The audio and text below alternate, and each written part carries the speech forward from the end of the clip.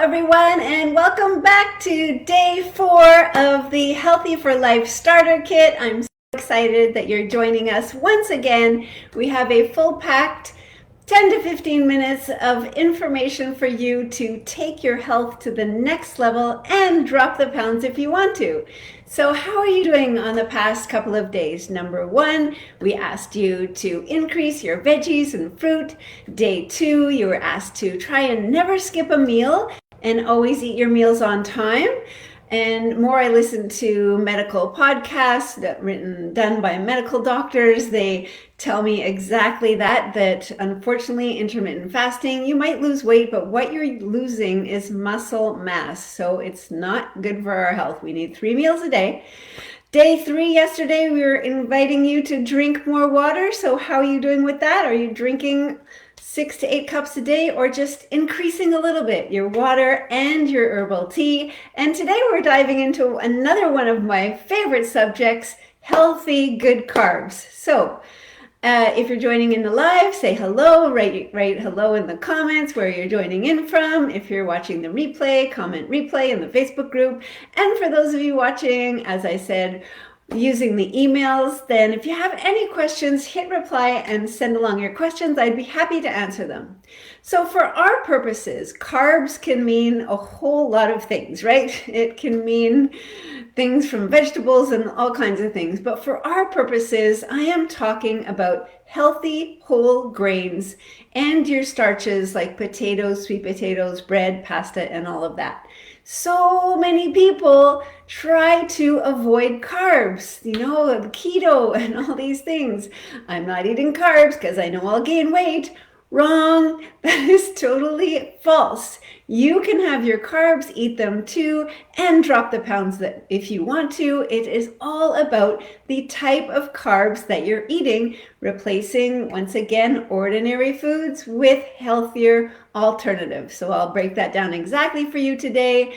If you should have gotten the email earlier this morning with all the list of healthy carbs and a lot about them, but just to reiterate a few of the main points for you. So let's start with brown rice. Brown rice. I love brown rice. It's super easy to cook. Yes, it takes a little bit longer to cook than obviously white rice, but you put on your timer. Always use a timer. How many times have we put on something? Oh, I'll just answer another email until the smoke detector goes off, right? So always use a timer. Takes about 45 minutes to cook up, but it's super simple, super nutrient dense. So why all these good carbs? The number one benefit is that they're very high in B vitamins, right? So our B vitamins, they help protect our nerves, and what that means is it keeps us calm. I don't know who could use a little bit more calm in their life, but certainly I could. So all these complex B vitamins are found in our healthy and whole grains, and with the B complex vitamins, you also help its cancer prevention, and it lowers cholesterol and lowers blood pressure. And so it's a neuroprotector, as I was mentioning. So it's so beneficial for the body. So do not avoid these healthy carbs. Number 2 is quinoa. And I would show you quinoa, but we eat so much of it, I ran out. I actually ate the last portion at lunch today. With quinoa, it's a little tiny seed. So if you can imagine, this seed has to grow an entire plant. So all of our seeds are powerhouses of nutrients. Quinoa is it's actually a seed, it's actually a type of vegetable, but for our purposes, I always use it kind of as a side dish, as a grain.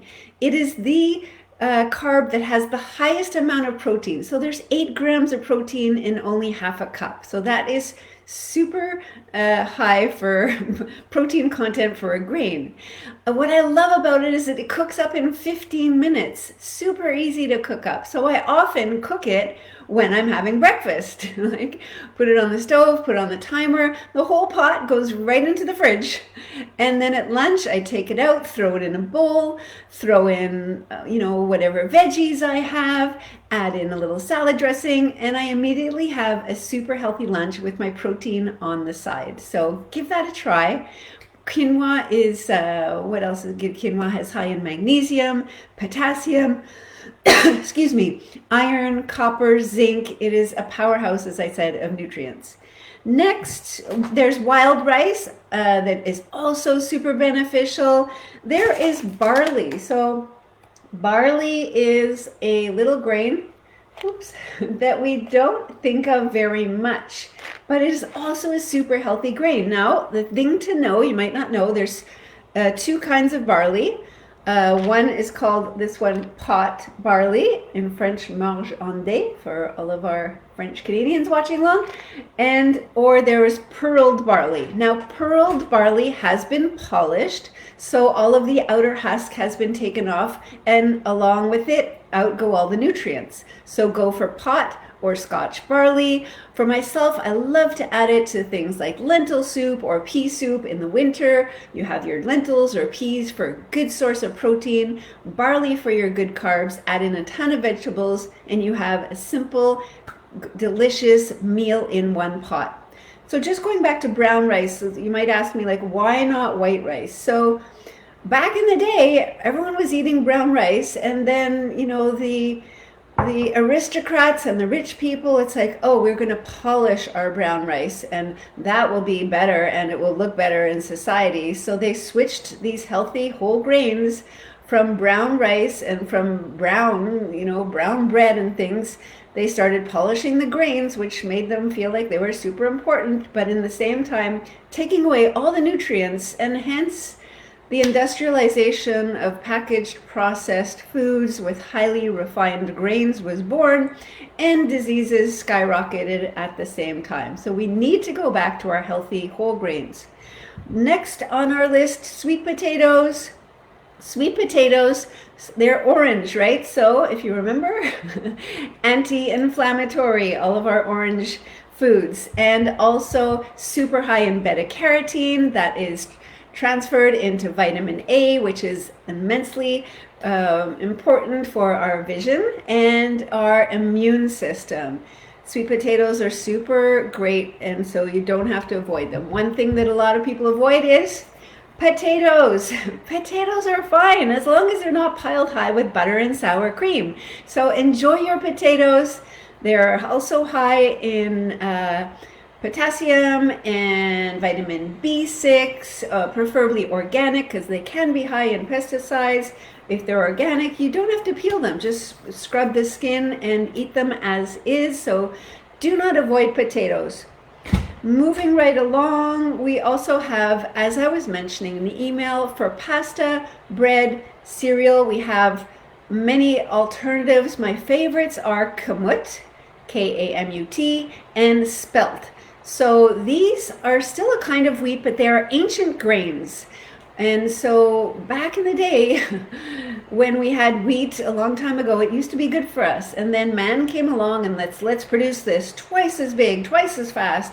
So they completely manipulated wheat. They hybridized it, they modified it, they completely destroyed this grain, trying to make it produce twice as big, twice as fast, twice as high. And now it is no longer the good grain that it used to be. Most of my clients, when they eat it, when they start with me, they're super bloated. And when they switch from wheat to other healthier alternatives like spelt or kamut or rye, if they can't get spelt or kamut, they're like, my bloating has gone. Yes, it will diminish in great, amazingly amounts, because kamut and spelt are so much better for us. They haven't been refined and modified and transformed. Kamut and spelt are super high in minerals, vitamins, proteins, and healthy fats. So that is key for us, because a little goes a long way and it will keep you satisfied so long. So we have this cereal by Nature's Path. This is kamut corazon wheat flakes.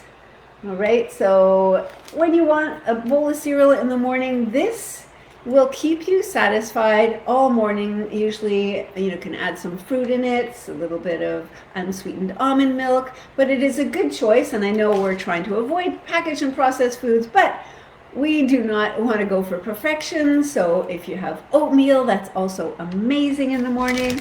Kamut cereal, I think it has about 5 grams of protein, so not too bad considering that 4 grams of protein is 1 teaspoon, so it's a little bit, tiny bit more than 1 teaspoon per serving. Now, you might be wondering, Sue-Ann, these grains, they're not very exciting, and quinoa doesn't have much taste, or brown rice. What do I do to make it tasty? Absolutely. So simple ways to make them taste great. Add a little bit of lemon juice. Always keep a little bit of freshly squeezed lemon juice in a jar in the fridge so you can add it to your dark leafy greens, a little bit to your quinoa salad with some olive oil, pinch of salt, some herbs, you're good to go. And then finally, another way to add in some great flavor is a nice healthy soya seasoning sauce. So this is one by Bragg's liquid soya seasoning. And it also comes in this handy little spray bottle. So when you have your brown rice or your quinoa, what we love to do, a few sprays on top, and it will make the grains taste so delicious. So look in the health food stores, see what kind of tamari sauces they have that are healthy, that are not loaded like regular soya sauces are loaded with food coloring and sugar and chemicals and preservatives. So these, like Bragg's, is only soya protein and water, so it's much better, and the taste is delicious, and it will easily make your healthy carbs taste great. Now, just to finish up, there's books out there that talk about grain brain, and that is actually written by a doctor, but some of these books, the people are out to make their point clear. So they're very one-sided, right? So there is a book called Wheat Belly, which I completely agree with. Wheat Belly, as I mentioned, wheat makes us bloated. There's so many healthier alternatives to use. But grain brain, I'm like, they're telling me that grain is going to cause inflammation. I better go and buy that book. So I went to the store, bought the book, flip to the back to look through all the index to try and find brown rice, to try and find quinoa, to try and find information about spelt and kamut, and lo and behold, there was no information about that at all, because these are healthy grains that do not cause inflammation, and you can eat them. They'll keep you satisfied a long time, as I said. So add them into your diet today. Try and get in half a cup if you can, at lunch, at dinner, depending on what you're having for breakfast. And notice the difference. The number one difference is you will not be looking at snacks as often in between meals, and you will be satisfied a long time. So I hope this helps, and I hope that you're getting a lot out of our challenge and you're implementing every day. I am cheering you on. Stay tuned for tomorrow. We'll be going into a little bit more about mindset. That is one thing that so many people in the weight loss industry are not talking about, which is the number one thing that we need to work on, right? Our self-sabotaging thoughts, our self-sabotaging behaviors. I'll also be introducing a little bit more about the body types and inviting you to stay tuned for my amazing masterclass that is going to be happening on Monday at 2 p.m. same time, and all about the body types and tons of amazing information. You'll be able to maybe figure out your body type and get tons of actionable tips. So yes, inviting you to add in half a cup of carbs today, and you might say, half a cup? Half a cup of pasta, cooked pasta, that is nothing. I know it's very small when it comes to pasta, but a lot of my clients are like, woohoo, I'm so happy that I can continue eating my carbs and drop the pounds if I want to. So, when you're having half a cup of brown rice, it is so nourishing and so nutrient dense, you won't need more than that, and you will be satisfied and happy a long time. So thanks for watching, everybody. Hi, Susan. Thanks for tuning in, and we will see you tomorrow. Have a great day.